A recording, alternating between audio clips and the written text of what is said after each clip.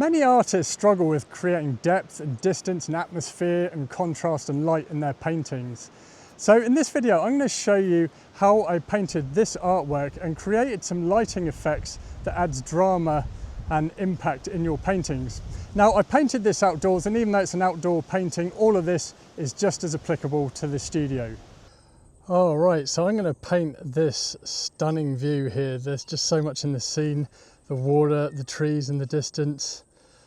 And I've got my easel all set up, and here are the colours I'm using. So I'm using Blue Ridge oil paints, and I'm using titanium white, burnt sienna, yellow ochre, cadmium yellow medium, cadmium red light, alizarin crimson, ultramarine blue, cobalt teal and phthalo green.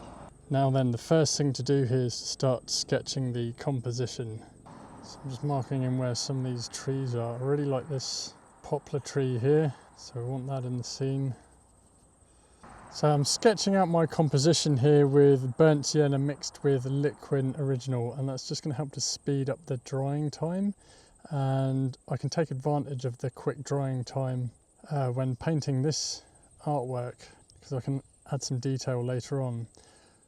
The brand of paint I'm using is Blue Ridge oils, and if you want to get some, I've put a link in the description box below. Alright, so that's the composition all sketched out, so I'm going to make a start. So the first thing we need to do is we need to find where all the darkest tones are. So if you look in the distance, the darkest tones are in the mountains, in the tree shadows there.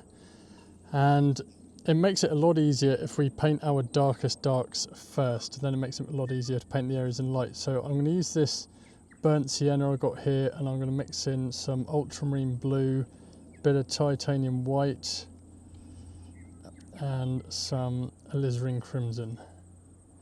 So we're going to start on some of these shadows here.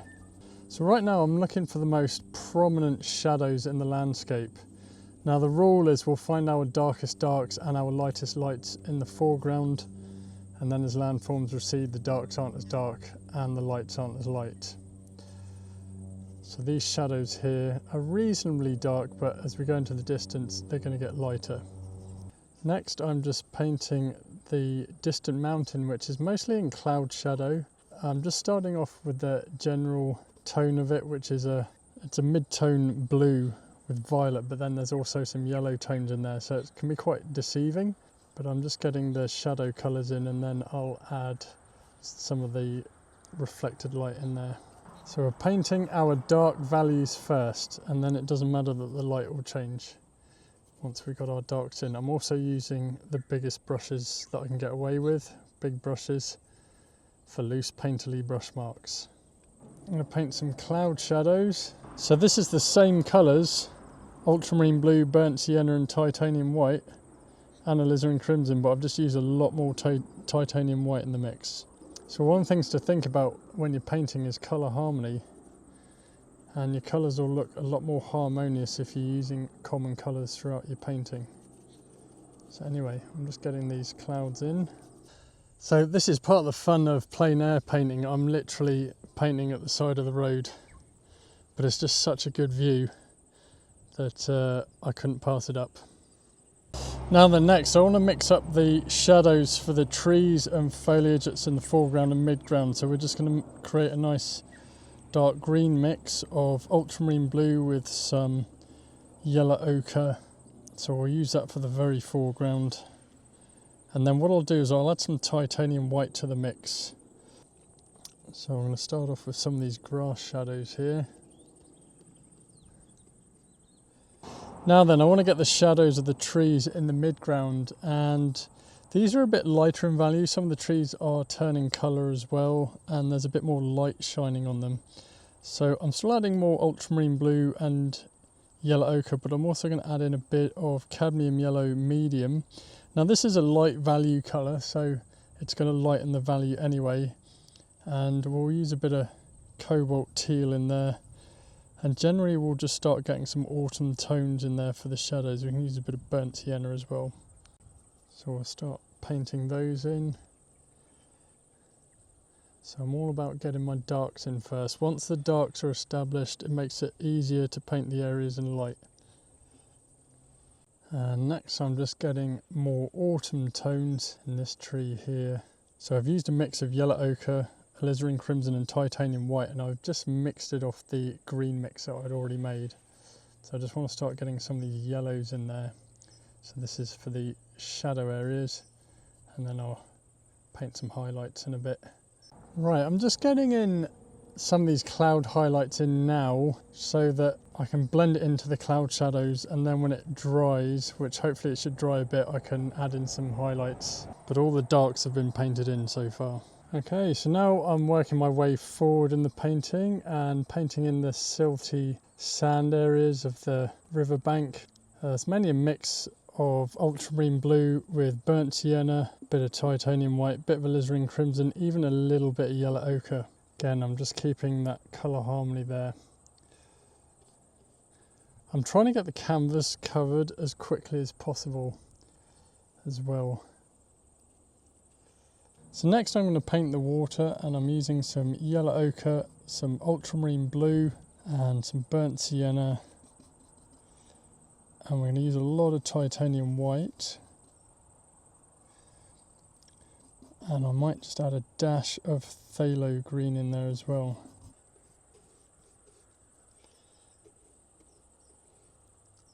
Right, next let's paint some of these autumn trees. So we'll get some more liquid here. We're going to get some cadmium yellow, medium, a bit of yellow ochre.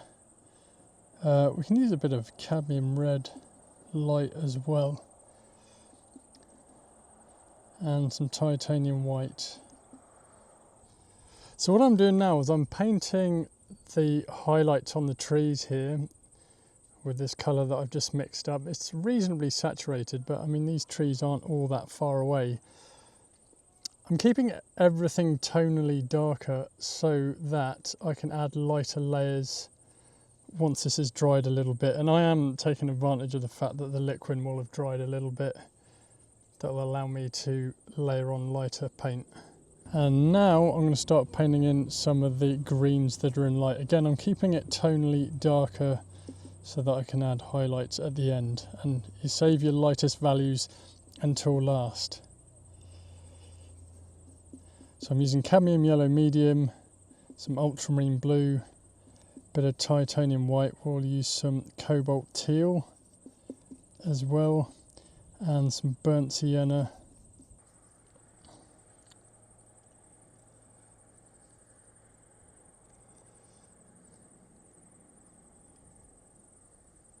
Right, I really just want to get this canvas covered now.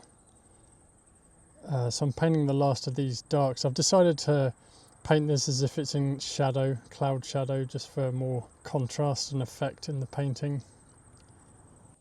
And adding more of these shadows here.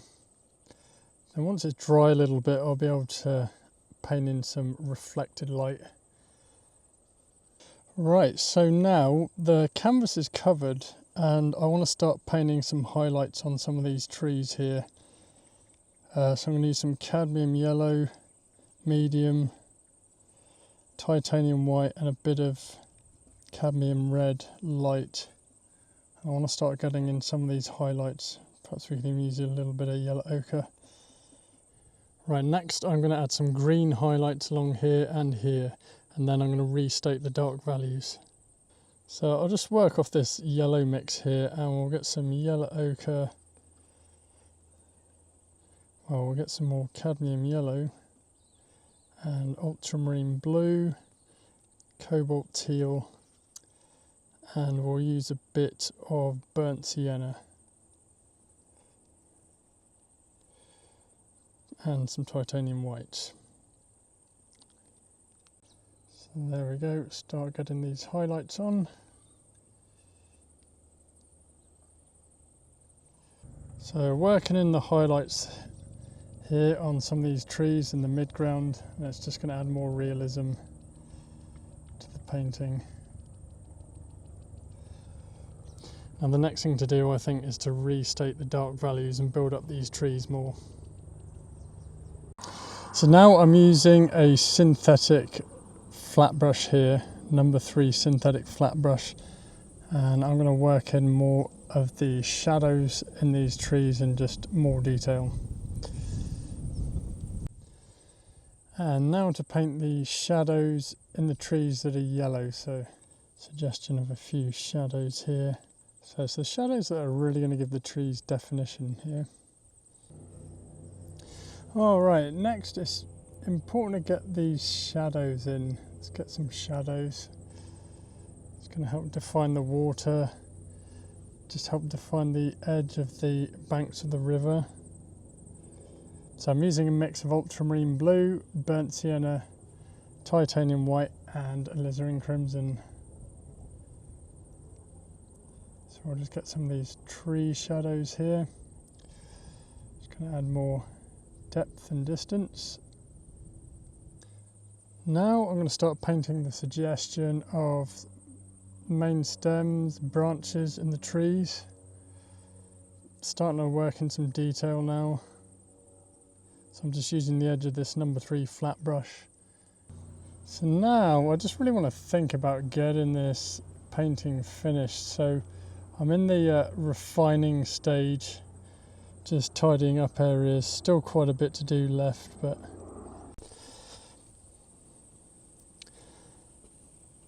right, I'm now at the stage of the painting where I'm restating the darks here. So I'm adding some more paint layers to the background, which is in cloud shadow, and I really like this blue tone. So I'm actually reworking in some more of the blue in the background. Now on this stage of the painting, it's all about getting the highlights on and really bringing out the highlights, getting more contrast in the painting, and it's just going to add more depth and realism to it. So I'm just going to paint some highlights on the grass here. So now adding even more detail, more highlights to these trees here, really help define their shapes. So this is a combination of cadmium yellow medium, titanium white and a bit of cadmium red light. Now if you're enjoying this video and you'd like to learn more about painting landscapes, then come and join me at my art school. I've got loads of painting tutorial videos there, plus I do a weekly live painting class, and right now I'm giving away a 7-day free trial, so just click the link below to join and I'll see you there.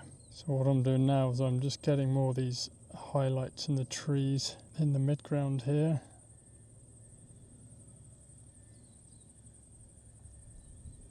Just going to get some more highlights on these willow trees here. So we're saving our lightest values until last.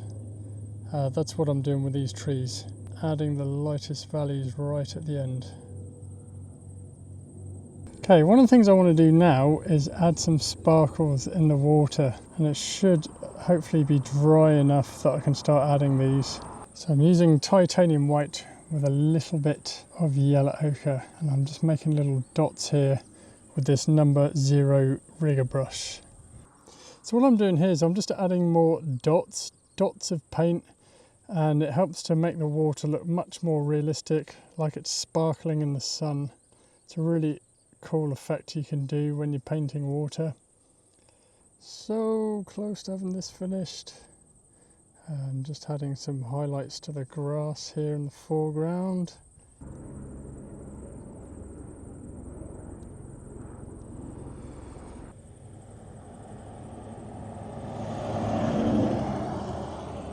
So right now I'm just painting the last highlights.